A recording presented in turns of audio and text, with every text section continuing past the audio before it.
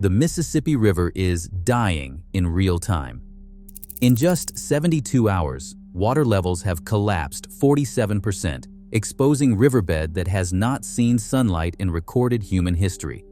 But here is what has geologists in panic. What they are finding on that exposed floor should not be there. Ancient fissures are splitting open. Material buried for thousands of years is surfacing. And the new Madrid Seismic Zone, the most dangerous fault system in North America, just recorded its strongest activity in 40 years. February 25th, 2026. 6:47 in the morning, Central Standard Time.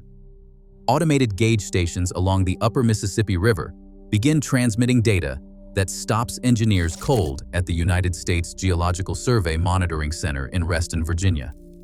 The numbers on the screen are not a sensor malfunction. They are not a calibration error. The river is dropping at rates that exceed every model, every projection, every worst-case scenario in the agency's database. By 7:15, the Memphis gauge station confirms what upstream sensors have been screaming for hours. Water levels at Memphis have fallen 19 feet in 72 hours. The reading represents a 47% reduction in flow volume. Engineers stare at figures that belong in a geological catastrophe simulation, not in a live data feed from America's most vital waterway. At 8:02, the Vicksburg gauge follows, then Natchez, then Baton Rouge. The drop is not isolated to a single stretch. It is cascading southward along the entire lower Mississippi corridor, like a wave of impossible numbers, washing through every monitoring station in sequence.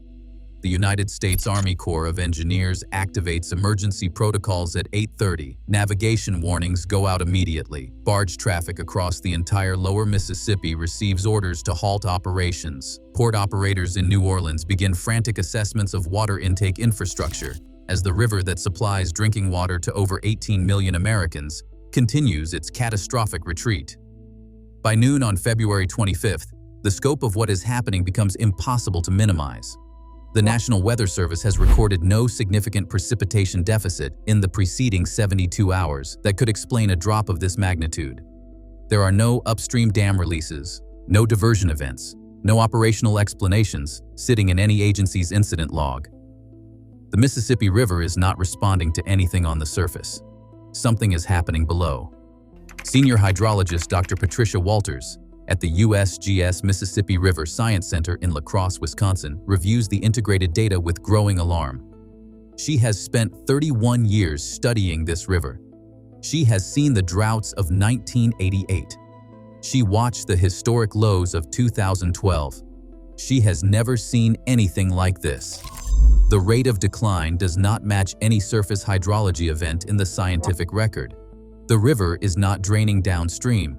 The volume is simply disappearing. The water is going somewhere that her models cannot account for. The numbers keep falling, and the questions they are raising have no comfortable answers. When a river retreats this fast, it leaves behind a confession.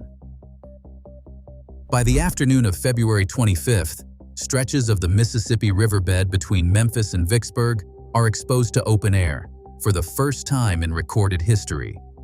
United States Geological Survey field teams scramble to reach access points along the bank.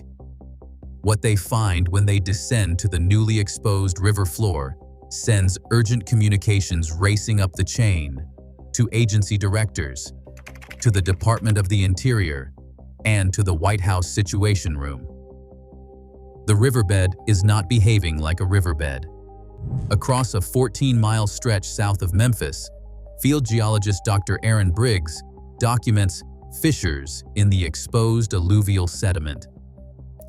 They measure 3 to 7 feet wide and descend beyond the reach of any probe his team carries in the field. The cracks are fresh. The edges are sharp and unweathered. These are not erosion features. These are not channels carved by current or by time. These are fractures, active and recent, and oriented in a pattern that makes every geologist on the team go very quiet. The orientation aligns with the new Madrid Seismic Zone. But the fissures are only the beginning. Field teams collecting sediment samples from the exposed riverbed begin detecting something that triggers immediate contamination protocols. Black organic material is seeping upward through the cracks, not petroleum, not agricultural runoff.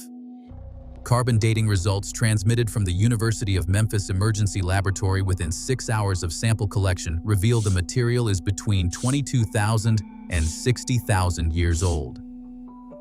Ancient organic deposits that have been sealed beneath the Mississippi alluvial plain since before the last ice age are now surfacing through fractures that opened in the last 72 hours.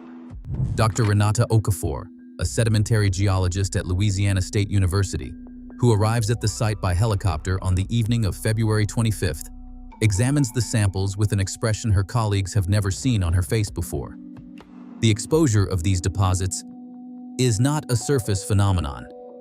The fractures penetrating this deep into the substrate indicate subsurface structural failure at a scale we do not have a framework to explain. Something beneath the riverbed is giving way. Methane readings spike in 3 separate locations along the exposed corridor. Instruments detect concentrations 40 times above background levels rising directly from the fissure openings. The ancient organic material is not just surfacing, it is outgassing. The riverbed is exhaling gases that have been trapped underground since the last ice age. Scientists racing to document every inch of exposed floor before water levels potentially return describe arriving at a landscape that belongs to a different geological era. The Mississippi riverbed in 2026 is showing the world something it buried tens of thousands of years ago. And the reason it is showing anyone at all is the question that is keeping every geologist on that riverbank awake through the night.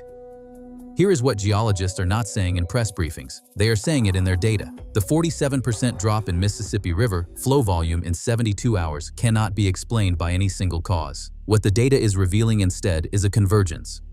Multiple catastrophic stressors arriving simultaneously, amplifying each other, creating a compound failure event that no individual model predicted, because no individual model was designed to account for all of them at once.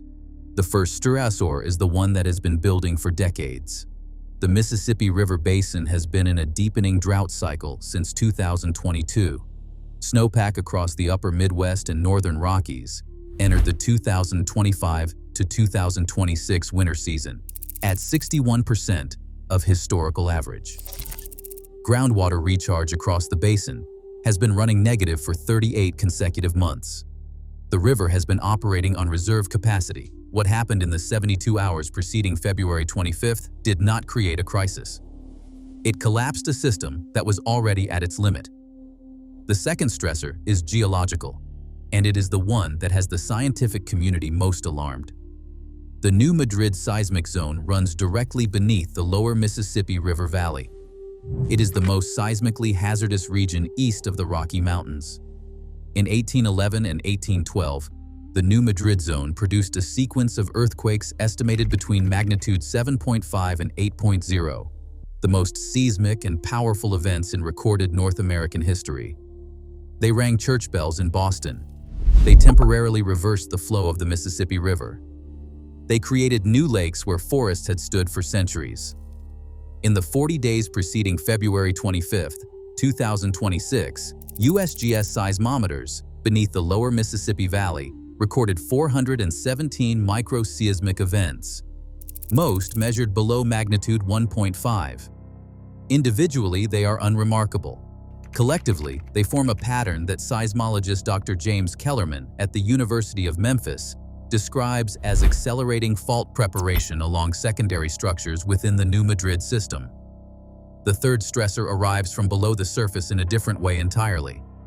The Mississippi Embayment Aquifer System, a massive underground water reservoir stretching beneath 7 states, has been experiencing anomalous pressure changes since November 2025. Monitoring wells across Arkansas, Tennessee, and Mississippi have recorded rapid depressurization events in the deep confined aquifer layers. The pressure losses are not consistent with extraction. They suggest the aquifer structure itself is changing. When these 3 stressors converge, what you get is a river that is not just draining downstream. You get a river losing volume into the earth beneath it. Through fractures. Through compromised aquifer layers? Through a subsurface that is reorganizing itself under pressures that have been building for generations and are now releasing all at once. The models were not designed for this. The future arrived without asking permission. 18 million Americans drink water drawn from the Mississippi River system. That number is not an abstraction. It is a crisis with a face and an address. Water intake facilities serving Memphis, Baton Rouge, and the greater New Orleans metropolitan area begin registering critically low intake levels by the morning of February 25th. Engineers at the East Jefferson Water System in Louisiana activate emergency conservation protocols before noon. Residents across 6 parishes receive mandatory water restriction orders by 2 in the afternoon. The notices tell people to stop all non-essential water use immediately. In Memphis, the Memphis Light Gas and Water Division issues a statement at 3:17 in the afternoon, warning that continued river decline threatens the operational capacity of primary intake pumps. The pumps are designed to function at water levels that are now 6 feet above the current surface. If the river drops another 4 feet, Memphis faces a drinking water emergency for a city of 630,000 people. The barge industry collapse is immediate and total. The lower Mississippi carries approximately 500 million tons of cargo annually, more freight than any waterway in the Western Hemisphere. Grain, coal, petroleum products, fertilizers, industrial chemicals, manufactured goods moving between the American interior and the port of New Orleans. All of it stops on February 25th. The Army Corps of Engineers' minimum navigation depth of 9 feet is breached at 4 locations between Memphis and the Gulf before noon.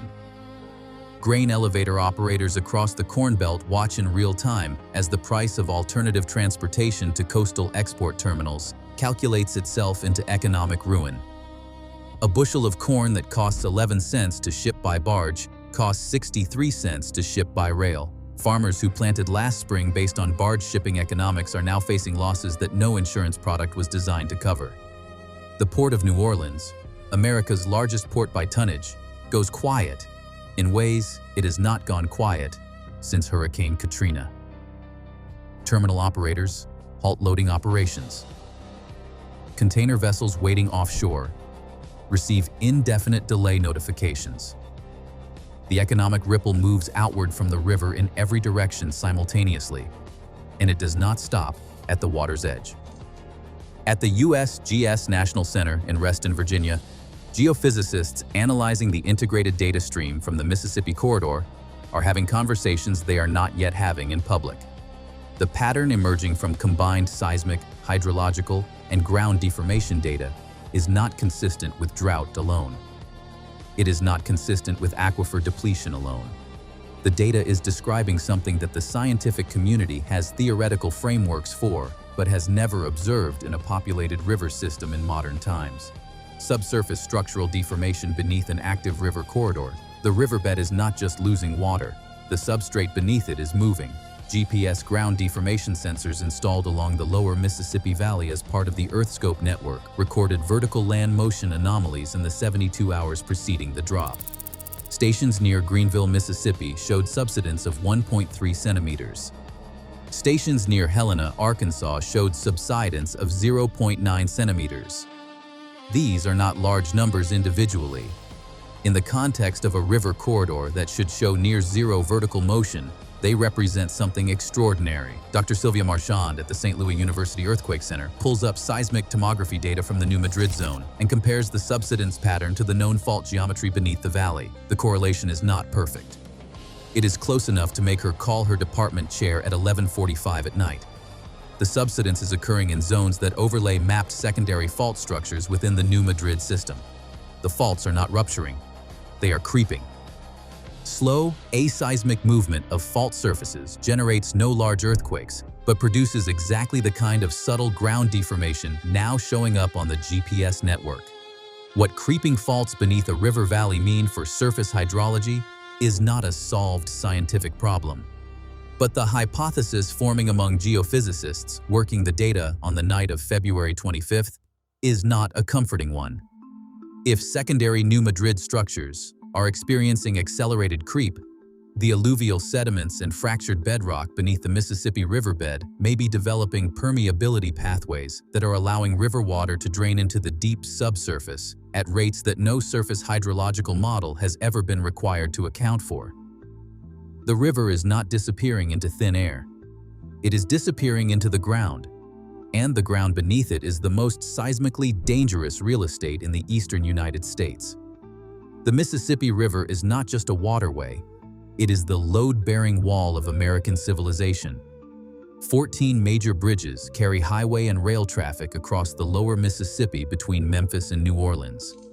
Every one of them was engineered to specifications that assume a river maintaining flow volumes within historical ranges. When the riverbed drops and the substrate beneath it begins to shift, the assumptions embedded in every foundation calculation made for every one of those bridges becomes a question rather than a certainty. The Hernando de Soto Bridge, carrying Interstate 40 across the Mississippi at Memphis, is already known to engineers and to the public as a structure with a complicated history. In 2022, a crack in a steel beam shut it down for months, cutting off a critical freight artery and costing the regional economy billions. Bridge inspection teams were dispatched to the structure on the afternoon of February 25th with orders to assess foundation conditions. What the sonar imaging of the bridge's river pier foundations revealed was transmitted to the Tennessee Department of Transportation in a report that was immediately classified as sensitive infrastructure information. The report was not released to the public. 3 nuclear facilities operate in proximity to the lower Mississippi corridor. The River Bend Station in St. Francisville, Louisiana, draws cooling water directly from the Mississippi. The Grand Gulf Nuclear Station in Port Gibson, Mississippi, maintains cooling water intake infrastructure designed around river levels that no longer exist on the afternoon of February 25th. Both facilities activated contingency cooling protocols and notified the Nuclear Regulatory Commission of anomalous intake conditions. Water treatment plants serving populations along the entire lower corridor face the same arithmetic. The intake pumps are fixed. The river is falling. At some point, the math produces a number that means a city has no water. Emergency engineers worked through the night of February 25th calculating exactly what that number is for each facility and exactly how many feet of river decline stand between the current surface and that catastrophic threshold. For 3 cities along the lower corridor, that margin is less than 5 feet. For one, it is less than 3. Scientists monitoring the Mississippi crisis are watching indicators. Any one of them changing in the wrong direction transforms an unprecedented disaster into something emergency planners do not have a category for. The first is the rate of water level decline. As of the evening of February 25th, the drop has slowed, but has not stopped. If the rate accelerates again overnight, it means the subsurface drainage pathways are widening rather than stabilizing. Wider pathways mean faster loss. Faster loss means the timeline for critical infrastructure failure compresses from days to hours. The second indicator is seismic activity beneath the New Madrid Zone. The micro-seismic swarm building for 40 days must not escalate. U.S. Geological Survey seismometers are set to alert protocols that notify the National Earthquake Information Center automatically if any event above magnitude 2.5 occurs within the primary fault zone. On the night of February 25th, those alerts have not triggered. Scientists are watching the silence with the specific kind of attention that knows silence can end without warning. The third indicator is methane flux from the exposed fissures. Field teams have established continuous monitoring at 6 locations along the exposed riverbed corridor. If methane concentrations keep climbing, it means the subsurface structural failure is progressing, not stabilizing. Progressing. The fourth indicator is the one nobody is discussing in press conferences, and everyone is discussing in the data rooms. Ground deformation. If GPS stations along the lower valley record additional subsidence events overnight, the fault creep hypothesis is confirmed. And if it is confirmed, then the 47% drop in 3 days is not the event. It is the warning shot. Emergency managers in 6 states are spending tonight making calls. Their emergency plans were never written to anticipate. The Mississippi River is the circulatory system of the American continent. 40% of all North American bird species depend on its corridor. 31 states drain into its basin. The agricultural economy of the entire American interior moves on its current, and right now, it is failing in ways that science is still scrambling to explain. The atmospheric conditions feeding the drought cycle over the upper basin are no longer anomalies. They are the signal of a climate system reorganizing itself faster than any model predicted. The jet stream patterns that once delivered reliable winter snowpack to the northern Rockies and upper Midwest are shifting permanently. Computer models projected these changes arriving by 2040. 2026 did not wait. The new Madrid Seismic Zone has not produced a great earthquake, not yet.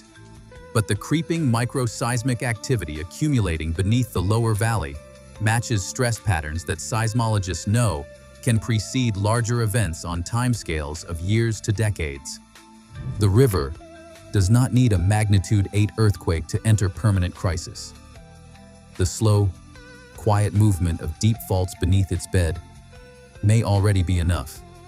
The aquifer system that buffered this river through centuries of drought is being drawn down faster than rainfall can recharge it. The buffer is gone.